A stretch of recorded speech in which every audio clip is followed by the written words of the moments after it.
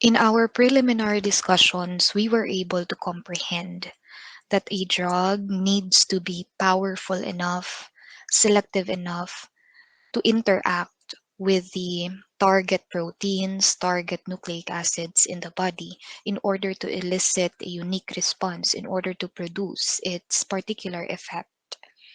However, there is still a gap that separates between the two entities, the drug and the body. Remember that the drug's effect would be useless if that drug is not able to reach its target. And what are the examples of potential target of a drug in the body? Those are the proteins and nucleic acids. That's why we need to answer this question. How do we know if the drug reaches the body? Or how do we know if the drug reaches the target proteins, target nucleic acids in the body? So we have to know, therefore, what would our body do for that drug to elicit its response, to elicit its effect. Okay, that's why in operational term we have this question: what would the body does to that drug? I repeat, what do our body does to that drug being introduced in our system? And this concept will be studied under kinetics. The concept that was introduced above is all about dynamics of the drugs. And we were able to comprehend that in our preliminary discussions, all about the principles of the dynamics, which tells us that a drug is able to produce its effect. Okay, if it is selective enough, it is powerful enough to interact with the target proteins or nucleic acids. And under kinetics, we will be able to know here if that drug already reaches the target. How do we know if that drug reaches the target? We have to know what our body does to that entering drug in our system. So in kinetics, again, in operational term, it's about what our body does to that entering drug in our system. So it tells us about the fate, or let's say the disposition of that entering drug. So the goal of kinetics is to design the drug so that it is capable of reaching the target proteins, the target nucleic acids.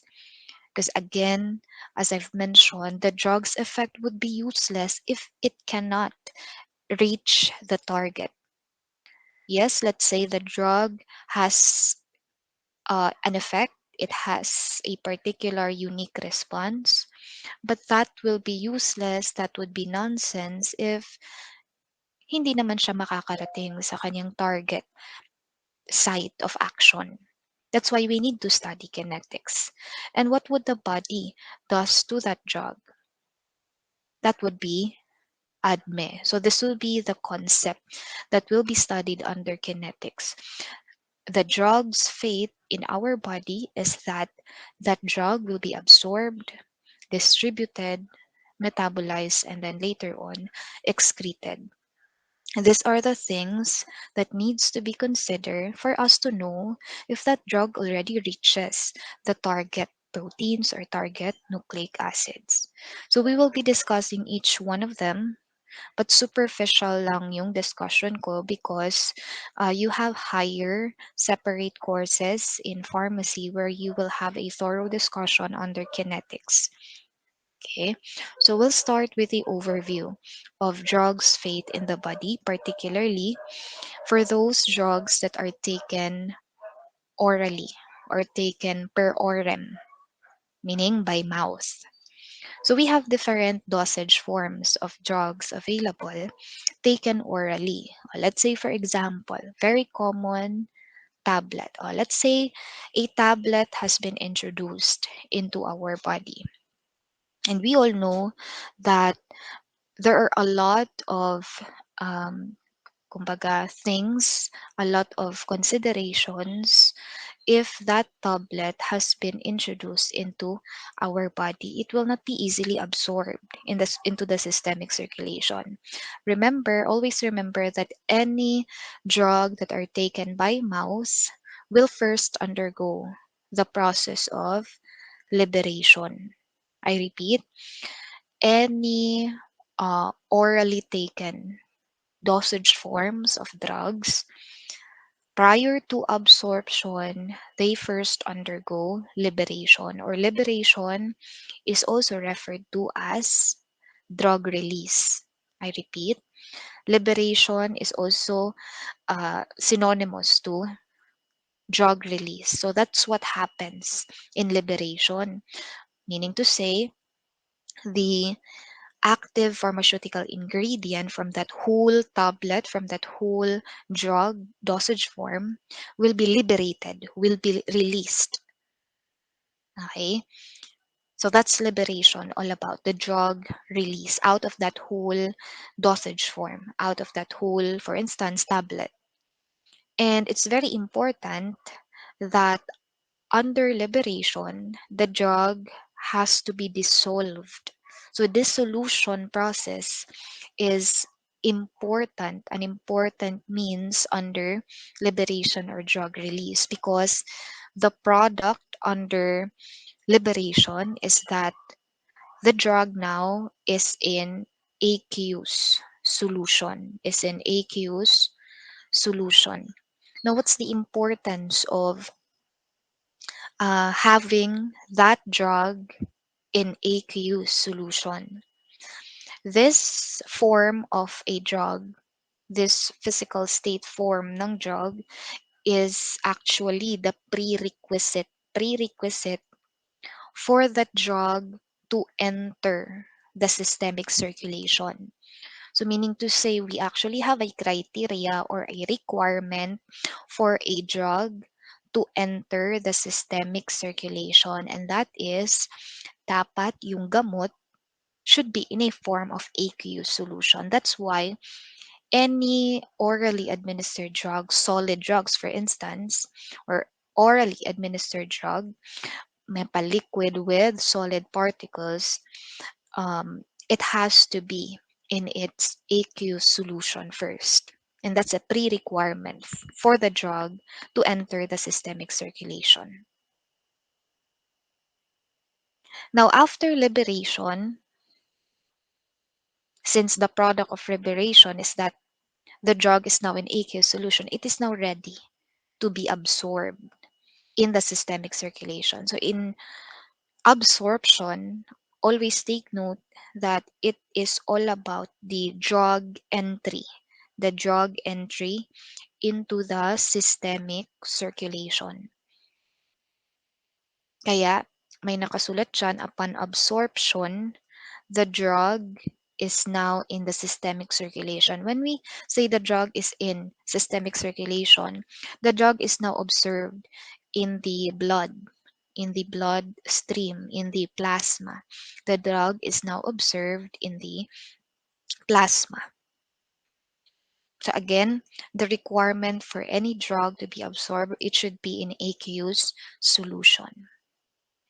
Now, if the drug is now available in the systemic circulation, of course, it is now ready for distribution. And in distribution, yung basic concept lang dito is that the drug is now distributed to the different tissues, to the different organs in the body.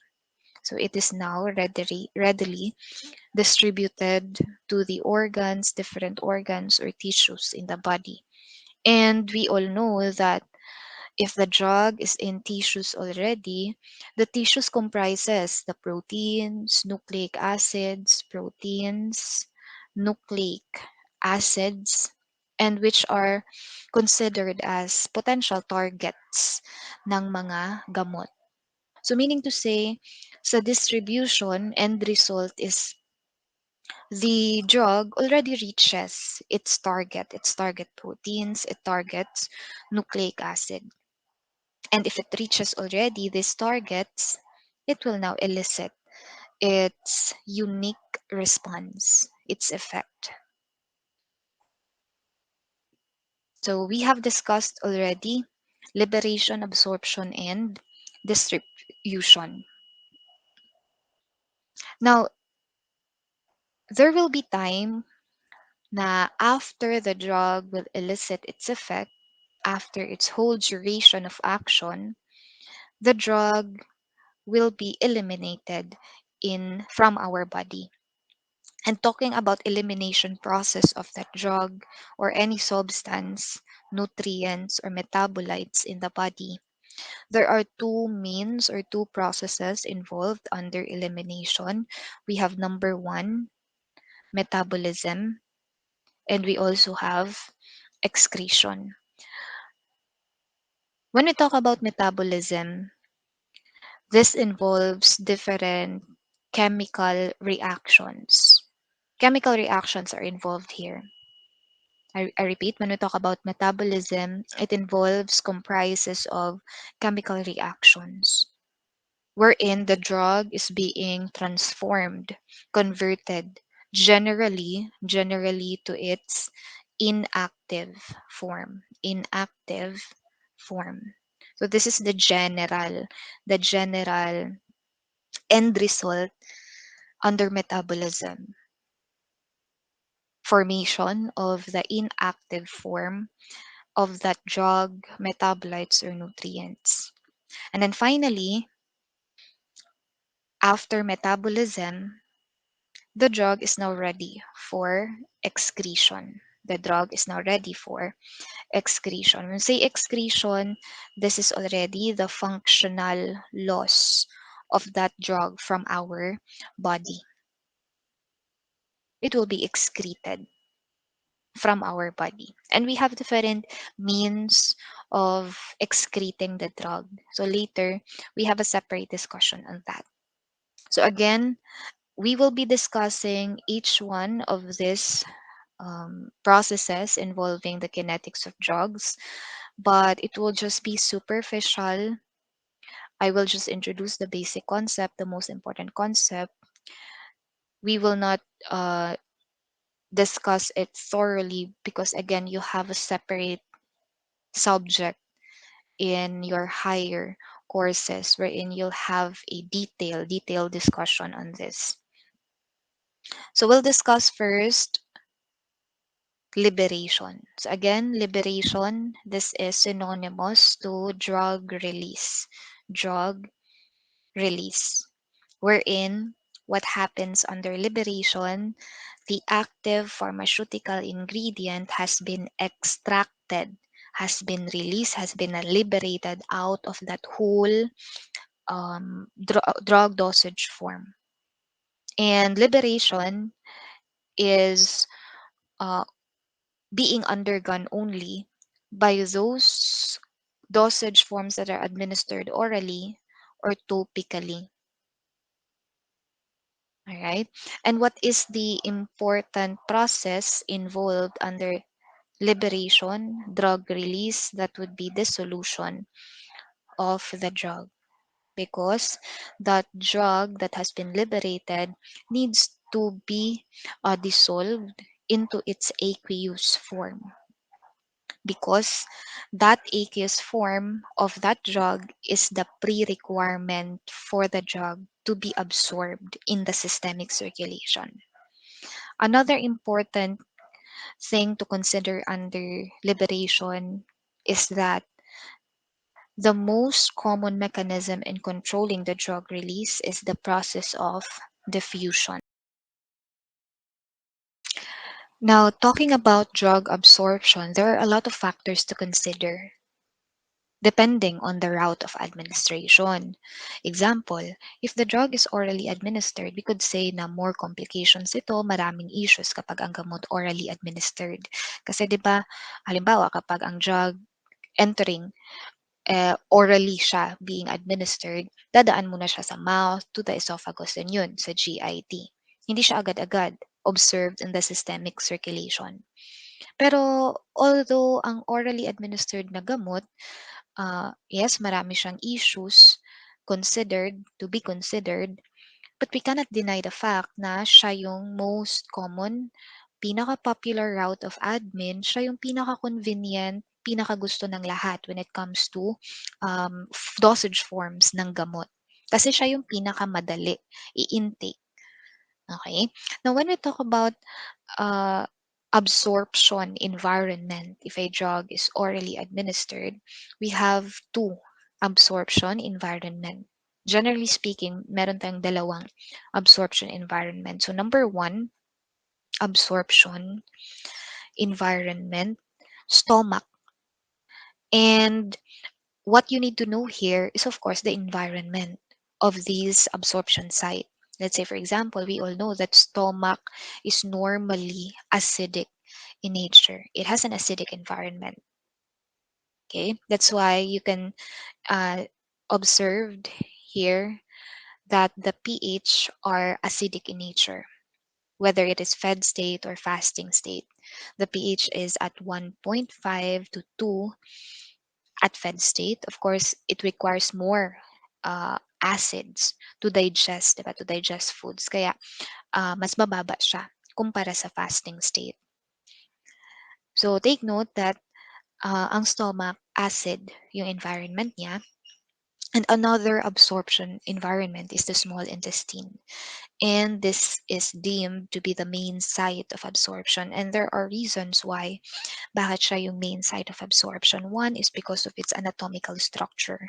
Yung anatomical feature kasi ng small intestine, it has greater surface area. And we all know that the greater the surface area of that site, the greater is the absorption. The reason why it has greater surface area, it's because of the present anatomical structures in it. It contains villi. It comprises villi and microvilli. Okay? So that makes the intestine, small intestine, uh, have this property, greater surface area. Another reason why it is deemed to be the main site of absorption, it is because it is highly perfused. Greater perfusion is observed in the small intestine. When you say perfusion or perfused ang isang area, meaning it has greater blood supply, therefore greater blood flow. Blood supply or blood flow, that's perfusion all about. So in the small intestine, uh, rich in blood supply, then we can conclude then na greater would be the absorption if that area, site, is highly perfused. So again, these are the two absorption environments. Stomach, which is acidic in nature, and the small intestine, which is basic. Now, it is also important to know when is the drug is absorbed, when it is excreted. So please take note that a drug is absorbed if it is in its lipophilic form. If it is in its lipophilic form. The rationale behind this is like dissolves like.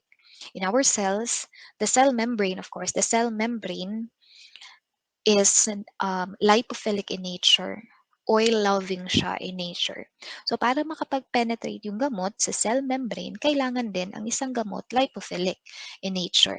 So like dissolves like lang po. Again, the reason bakit lipophilic yung property dapat ng isang gamot for it to be absorbed, kasi po yung cell membrane is lipophilic din in nature, oil-loving siya. Okay, so that's one.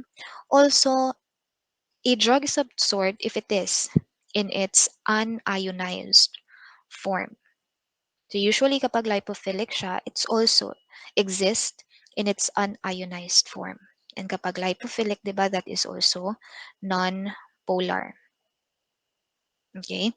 Then kapag binaliktad mo yan, that's all about a form of a drug to be excreted. Kumbaga, excretable form of a drug. So opposite ng lipophilic, that's hydrophilic. And then kapag unionized, opposite, ionized naman. And opposite ng non-polar, bipolar. So these are the things that you need to consider para malaman mo when is the drug absorbed, when is the drug excreted. So the mnemonics here would be Luna, Luna. And then for excreted drugs would be height. A for absorbed, E for excreted. So you know already what's the meaning of LUN for Luna, HIP for hype. Okay. Now it's also important to uh, know about the drug's property. Take note that drugs entering in our system, entering our body, are generally weak electrolytes. Generally, they are weak electrolytes. So when you say weak electrolytes, they may exist as either weak acids or weak bases. Weak bases. So these are the property of a drug that are being introduced in the body. In nature, they are weak electrolytes. They may exist as weak acids or bases. Okay. Now I introduce this concept for you to easily predict when is the drug is available in its unionized or when it is available in its ionized form. It will depend actually on the characteristic of that drug being exposed to a particular environment. That's when you can tell if it is unionized or ionized. Let's say, for example, you have an acidic drug, a weakly acidic drug, and it is being exposed to an acidic environment. Please take note that what happens to that drug if it is exposed to its the same property, acidic din yung environment, it will be it will exist in its unionized form. So meaning to say kapag the same yung property ng gamot to the property of the environment where it is exposed to, it will be available in its unionized form. So same with a weakly basic drug, if it is exposed to the same environment, basic na environment din, then it will be available in its unionized form.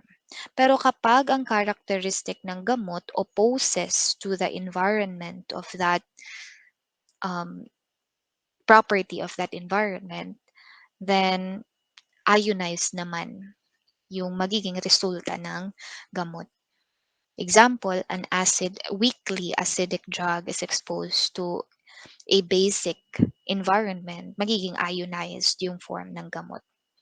Now, what is your rationale? 'Di ba? Kapag naging unionized yung form ng gamot, kapag unionized form ng gamot, 'di ba that is being absorbed in the systemic circulation. Pero kapag naging ionized form yung drug, then that is being excreted. So that's the reason why I emphasized the property of this environment's stomach and small intestine because that will also help you predict if ang gamot na expose sa stomach, what is its fate, no? Ano yung magiging form niya if it is unionized or ionized. So example, let's say we have a weakly acidic drug. A weakly acidic drug has been exposed to an environment that makes it unionized, then we can conclude na na-expose siya sa isang acidic environment. And between stomach and small intestine, most probably, it has been exposed to the stomach. So a weakly acidic drug, for instance, if it is exposed to a stomach which is acidic, an acidic environment, acidic in nature, then it will be available in its unionized form. And what would be the end result? It will be absorbed then. But let's say a weakly acidic drug is exposed to the small intestine. So they have opposing characteristic, acidic and then a basic environment. So what happens to the drug? It will be converted to its ionized form. And the ionized form of a drug will be excreted. Okay, so this is the concept. Okay, for you to determine, predict the ionization, the degree of ionization given the pH of the environment. Okay, so you simply need to know what is the characteristic of the drug and the characteristic of environment. If the same yung characteristic ng drug and then the environment, unionized, absorbed. If magkaiba naman, opposing with each other yung characteristic ng dalawa, ng drug at saka ng environment, then ionized yun. Magiging ionized yung form ng gamot, then excreted. Okay. So, ito lang din yun, yung sinabi ko kanina. At what medium the acidic drugs readily absorbed? More absorbed sila, more absorbed if na-expose yung gamot to a particular environment that makes it unionized. Example, magkapareha sila, talagang unionized yung magiging form ng gamot. Pero kapag excreted, readily excreted, more excreted yung gamot if na-expose siya to an opposing environment, opposing sa kanyang characteristic. So an acid drug, na-expose siya sa basic environment, then that makes that drug ionized form. That's why it will be readily excreted. Next. So that's the consideration under orally administered drug. Next, under parenterally administered drug, um, of course, we know that directly available na yung gamot in the systemic circulation. So, it has faster rate of absorption kapag parenterally administered yung gamot. Rapid yung distribution niya. And these are examples of route of admin parenterally. So, uh, it's quite easy to understand naman kapag parenterally administered. Agad-agad observed yung gamot in the systemic circulation. Agad-agad it is absorbed. Next, another factor to consider under absorption is when the drug is a CNS drug, or essentially a central nervous acting drug or a centrally acting drug, meaning it targets the brain. Please take note that there are considerations when a drug targets the brain, because not all drugs able to penetrate the brain, because an anatomical feature na makikita sa brain is the three Bs. No? The three Bs, the blood-brain barrier. So yung brain natin, it has it is it has blood-brain barrier, wherein yung blood-brain barrier is composed of epithelial cells that are being joined together, tightly joined together. So parang ganito, let's say, ito yung blood-brain barrier, tightly joined together yung mga epithelial cells. Okay? So if this is the brain, halimbawa, the blood-brain barrier covers it, doon muna ma-expose yung gamot. That's why, because of this blood-brain barrier, the three Bs, there's no room, no, there's no room for hydrophilic drugs to enter. No room for hydrophilic drugs. Kasi diba by definition, blood-brain barrier, it is composed of epithelial cells that are tightly joined together. Kapag tightly joined together, meaning to say, limitado yung mga pores, no, yung mga spaces in between. Wala masyadong kitang spaces or pores in between. Recall that hydrophilic substances, yung means nila to penetrate cells or cell membrane, doon sila sa pores dadaan. Pores sila dadaan. That's why the only properties ng drugs capable to penetrate the brain or the blood-brain barrier are those lipophilic drugs or lipophilic na mga substances, endo or exogenous substances.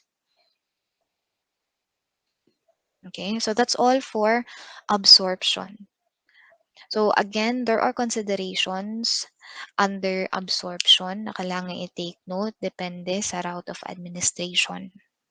Okay, but generally speaking, what you have to take note under absorption is kung ano yung characteristic ng gamot, if it is exposed to same environment, same characteristic ng environment niya, then it will be absorbed yung gamot.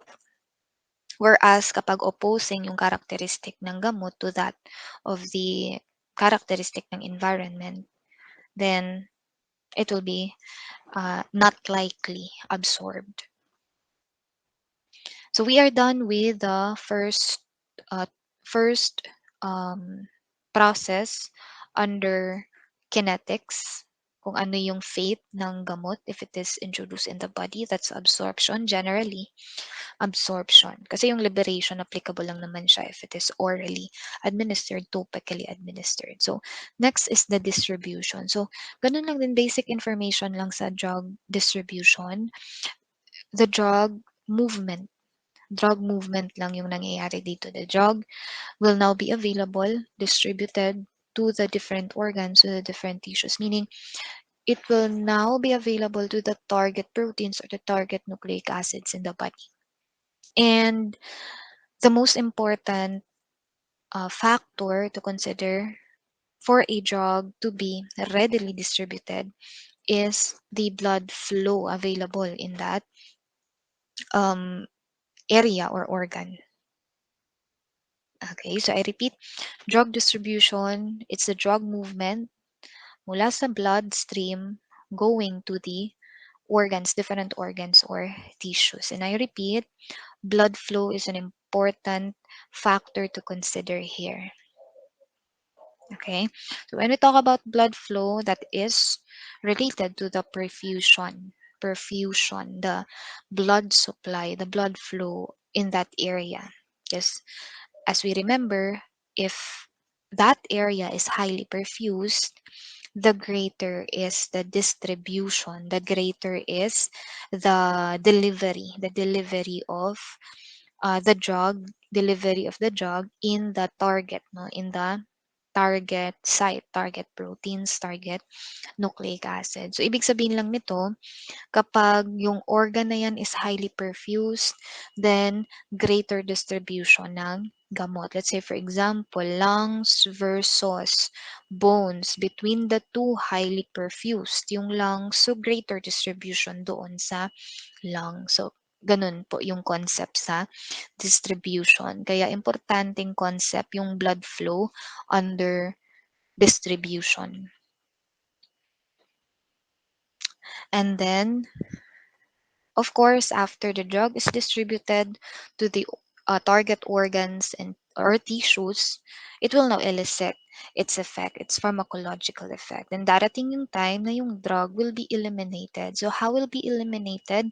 It will undergo first metabolism process, or this is also known as AKA biotransformation.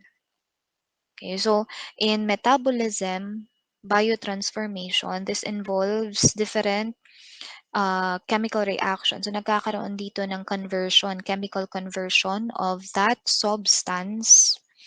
Ka-convert siya into in its inactive form. So generally speaking, kapag metabolism, it involves, comprises different chemical conversion processes for that drug, for that substance to convert it to inactive form. And syempre, what is being uh, involved in chemical conversion processes are different types of chemical reactions. And you have learned in biochemistry that we have this group of proteins or types of proteins that are important to catalyze reactions. And what are those proteins important to catalyze reactions? Diba? We have the enzymes. Kaya when you study biotransformations or metabolism, example in your medicinal, organic chem, diba, when you study metabolism pathway, metabolic pathway, there are a lot of enzymes that needs to be considered, that are important for that metabolic pathway to proceed. Kaya importante yung enzymes, no, for chemical conversions of substances. And in our body, ang enzymes, they are highly observed or highly concentrated in the organ liver. And because of this, we could tell then na ang liver is the main site of metabolism. Okay? So the reason again bakit it is considered as the main site of metabolism, because again, the liver is highly concentrated with enzymes, and enzymes are important proteins to catalyze chemical reactions, which is what happens under metabolism. Okay? And when we talk about again metabolism, generally speaking, ang end product ng metabolism is the inactive form of the drug. Meaning sa inactive form, dito papasok yung hype. Okay? Hype, HIP, na kung saan yung E is the excretable form of the drug. So the inactive form of the drug is the excretable form of the drug. Kaya nga 'di ba, after metabolism, excretion will happen. The drug will now be readily excreted.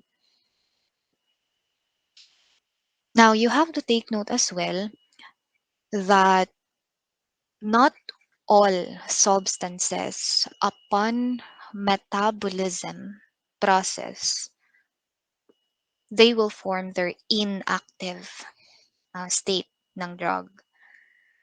There are few exceptions here. There are group of drugs that upon metabolism, instead of forming their inactive form, they are being activated. So important sa kanila yung metabolism process for them to achieve their active form ng drug. And this is what happens among prodrugs. So I repeat, prodrugs are exceptions to forming inactive form ng drugs after metabolism. Because in prodrugs, di ba, when we define prodrugs, initially they are inactive. Originally, prodrugs are inactive forms. And they require to undergo metabolism for them to um, attain or convert the drug into its active form, or simply to activate the drug. Metabolism is required for prodrugs to activate the drug. So example, azathioprine. This is an inactive form ng drug, an immunosuppressant that needs to be bioactivated to form its active form, the 6-mercaptopurine. Another example, acyclovir, an antiviral. Its active form is acyclovir triphosphate. All right. So again, not all of the substances, when they pass through the liver, they will become inactive form. There are also exceptions, and one of those exceptions are the prodrugs. Very common sila na exceptions to this because again, prodrugs, they require metabolism process to convert the drug into its active form, to activate the drug. Metabolism is important for prodrugs. Okay. Now another uh, factor to consider under drug metabolism. Since we have learned already that orally administered drug, di ba, they have to, they need to pass through the GIT. So of course they will be absorbed. If they will be absorbed, they are now be observed. They will now be observed in the circulation. Systemic circulation. That's what happens, okay, based on what we discussed earlier. From the GI tract to it will be absorbed into the systemic circulation.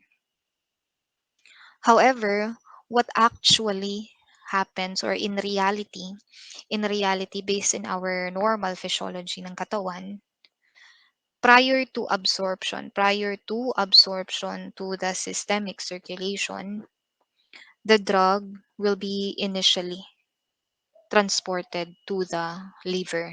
There will be a portion of that molecule, of that substance, drug, entity, compounds. Initially, they will be transported to the liver. And what is your knowledge about liver? Highly concentrated ito ng mga enzymes. And kapag may enzymes, what happens? What is the process involved kapag merong enzyme? Metabolism will happen. So meaning to say, prior to absorption for orally administered drug that are administered per orem, prior to full absorption to the systemic circulation, the drug will be initially transported to the liver, causing premature metabolism. So it will undergo premature metabolism. Tsaka siya maa-absorb. In reality, that what's happened in our normal physiology. Normal physiology na yan ng katawan. Okay? Or that phenomenon that controls this is what we call first pass effect. Again, first pass effect or the premature metabolism, or this is also pre-systemic pre-systemic metabolism. There is a significant portion of the drug that will be metabolized in the liver. That will be metabolized in the liver. So there will be a portion of drug that will be initially transported into the liver, and what do we expect? It will be metabolized by the enzymes available in the liver. And of course, when absorption happens, kumusta yung bioavailability ng gamot? Bioavailability ng gamot being absorbed. It would cause reduction of the bioavailability of the drug. And if kokonte na lang yung bioavailability ng gamot being absorbed, then we could tell nga subtherapeutic yung makokos niya na effect. Subtherapeutic lang yung effect. Hindi ganoon yung, hindi full effect yung mangyayari because of this first pass effect. But good thing, we have different ways to control this. Yung ginawa ng mga manufacturers, pharmaceutical manufacturers, ano yung ano yung kumbaga coping mechanism nila? For this, 'di ba, ini-increase nila yung dose, mas higher dose for those orally administered na mga gamot, mga solid dosage form. Halimbawa, yung tablet, i-compare mo yung dosage ng tablet available in the market versus that of the ampule. Parehas na gamot, let's say, parehas na gamot, available siya in a tablet form, meron din siyang available ampule form. Kung iko-kumpara 'di ba yung dosage, mas greater yung dose ng mga orally administered na mga gamot. The reason is because of this first pass effect. Yung kumbaga nag nag nagse-set lang ng allowance, nagse-set ng allowance yung mga manufacturers na yun lang yung sisirain for first pass effect, sisirain ng mga enzyme sa liver upon initial trip to the liver. Okay, kaya tinataasan nila yung dose if it is orally administered kumpara sa mga ah, parenterally administered ones. Another another way to control this is changing, di ba? Changing the route of administration. Change the route of administration instead of giving it orally to bypass the first pass effect. We can give it parenterally. No? Example, ano ba yung mga parenteral na administration? Di ba? IV is the most common. Okay? So example, we have drugs that undergo thorough or extensive first pass effect. Example, lidocaine. You all know that lidocaine is a local anesthetic. But please take note also that it is classified as antiarrhythmic. So the point here is this drug undergo extensive first pass effect. As in 60% is metabolized when given orally. So it really undergoes extensive first pass effect. And sobrang taas yung being metabolized initially. So it would really reduce the bioavailability of the drug once it is absorbed. Kaya, it is not recommended that lidocaine is given orally because if it is given orally, subtherapeutic yung effect. No, subtherapeutic yung effect ng gamot. Kaya lidocaine is administered IV. No, it is administered talaga IV. And there are a lot of drugs that undergo extensive first pass effect. And I believe you have an idea already because this was introduced in your medicinal organic chem. Example, epinephrine is also an example of a drug that undergo extensive first pass effect. Kaya wala tayong available na epinephrine orally administered. Kasi nga, if given siya per orem, subtherapeutic lang yung effect, magiging useless din yung gamot. Another example, dopamine. And many more. Okay? So yung point ko lang dito is that normal physiology na sa atin yung first pass effect. Normal physiology na ng katawan yung first pass effect. But yun na nga, pwede naman siyang i-control. Pwedeng taasan yung dose ng mga orally administered drug. Pwede din to change the route of administration.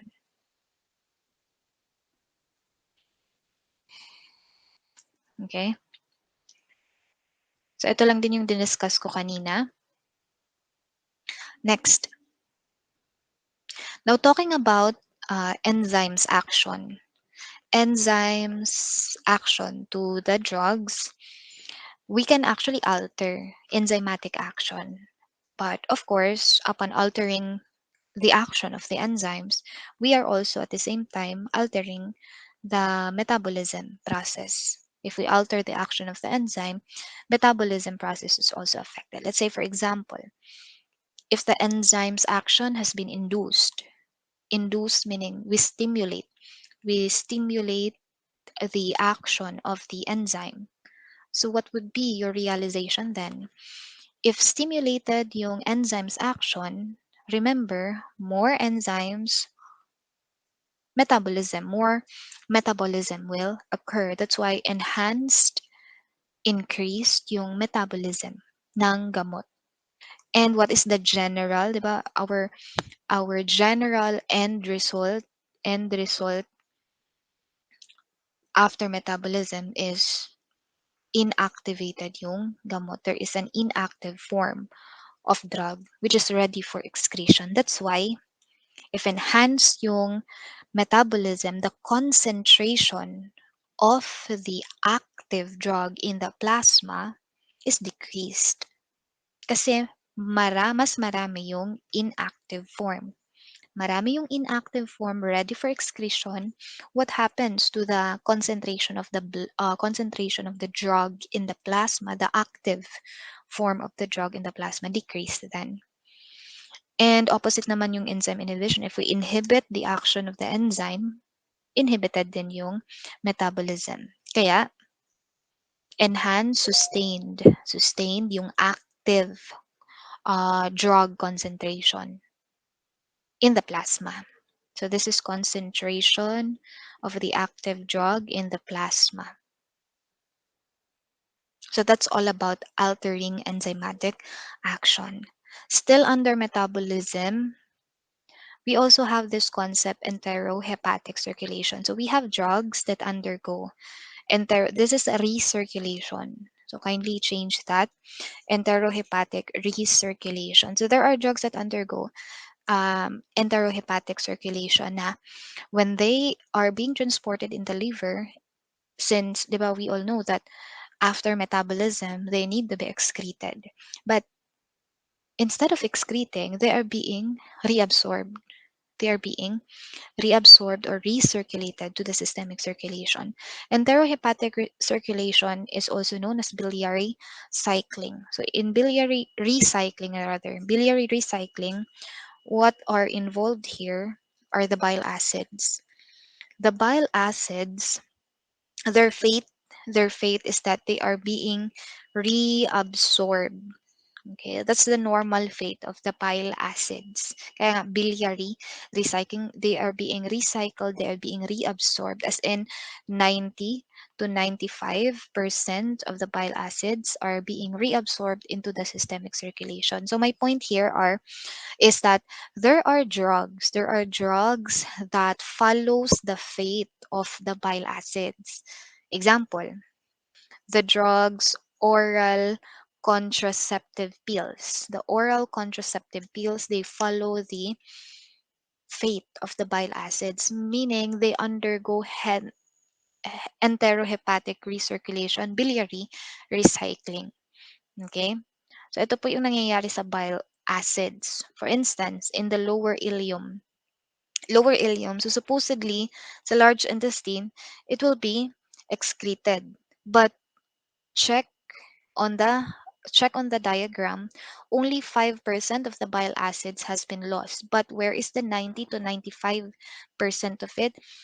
Its fate, bile acids are being reabsorbed, papasok ulit sa liver, enterohepatic. Hepatic means liver.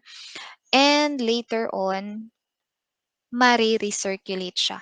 So reabsorption yung nangyayari kay bile acid. And my point here is that there are drugs that follow the fate of the bile acids na instead na ma-excrete fully yung gamot, there are portions na mare-reabsorb siya. Okay? So we are done with metabolism. Again ha, yung general end result ng metabolism is that inactive form of the drug. Meron lang mga few example yung sa prodrugs na kung saan after metabolism, ang prodrugs will be activated, will form its active form. Okay? So under elimination process ng drugs, we already discussed metabolism. And I have told you that metabolism is a prerequisite prior to excretion of that drug. But there are also drugs, there are also drugs that are excreted unchanged. Meaning to say, hindi na sila dadaan ng metabolism, they are excreted unchanged. Okay? But generally speaking, we have liver that will really metabolize. No, we have enzymes in the liver that will metabolize drug substances, maybe metabolites, drugs, nutrients, dadaan talaga sa liver, and the enzymes will cause, will catalyze certain reactions, metabolism will happen. Kaya excretion will be the next final nga process under kinetics. And we have different means how to excrete the drug. Yun na nga, bile acids. Yan talaga yung fate ng bile acid. It will be excreted only that, yung nangyayari, only 5% will be excreted. Then the other percentage are being reabsorbed. Then, pinaka-common or pinaka-abundant na means of excretion is urinary excretion, urinary means of excretion. Pwede din yung excretion ng mga substances or gamot from our bodies via sweat glands, mammary glands, or via lungs. And this will be the last slide. Regarding urinary excretions or renal clearance, there are different fates of the drug. Pwedeng ang drug will be will undergo glomerular filtration, meaning to say the free drug or unbound drug will be possibly filtered by the glomerulus. Or the drug is actively secreted, that's tubular secretion. There are also drug that is reabsorbed back in the blood. That's what we call tubular reabsorption. These are examples of processes under urinary clearance, urinary renal clearance. So again, though that completes the different processes involved in kinetics, and these are the processes that our body does to the drug entering our system. It will be absorbed, the drug will be distributed, it will be metabolized, and later on excreted.